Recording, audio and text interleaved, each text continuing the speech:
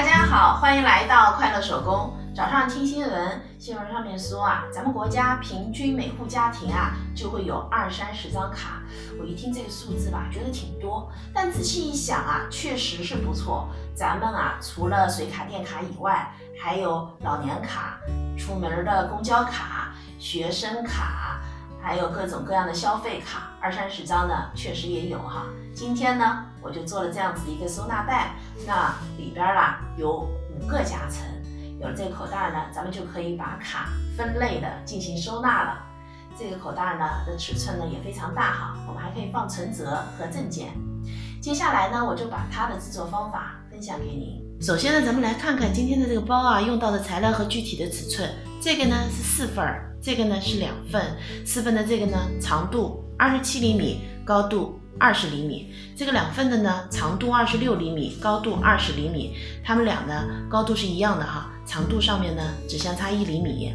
今天用到的那个面料呢是烫金的印花面料，这是面子面料。里子面料呢是一个纯色的面料，它们呢都是全棉的。这个呢是我们包用到的拉链，它的长度呢是25厘米。这个是一片布片，布片长度7厘米，高度4厘米，它呢是用来包住拉链一头的。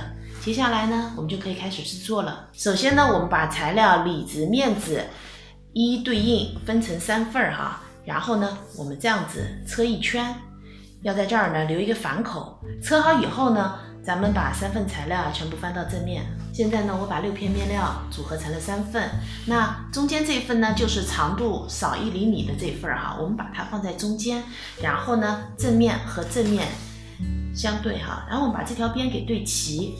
对齐以后呢，我们车3条线。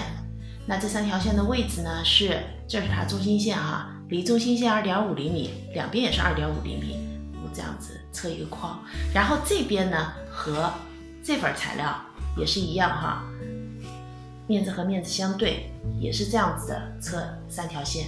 现在呢，我3份材料全部都连在一起了。接下来呢，我们开始折叠哈，我们把中间这个对折。然后这份材料呢折上去，那这片呢也是往上折，折好以后呢，它们的底部是对齐的。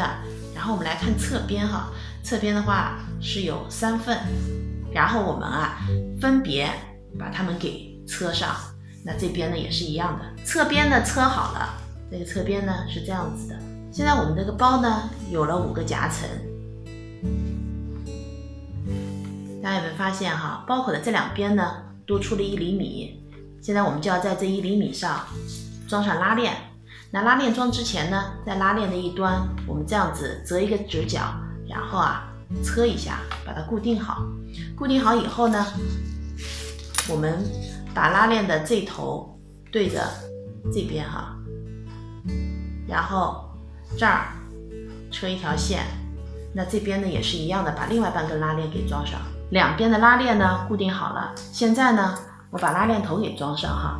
刚才我看评论区有人留言问我这个拉链头怎么装的，那我选的这款拉链呢，装起拉链头来呢还是非常方便的哈，你看很容易就能把它给装上了。接下来呢，我们在拉链的这一端固定上一个布片，那装之前呢，布片四周呢像这样子烫进一个缝缝，然后呢我们把拉链搁在中间哈，对折。对折好以后呢，我们车一个框。拉链一头的布片呢车好了，那咱们整个包呢就制作完成了。这期视频内容就是这些了。如果您喜欢我的视频内容，请您点击加关注，咱们下期再见。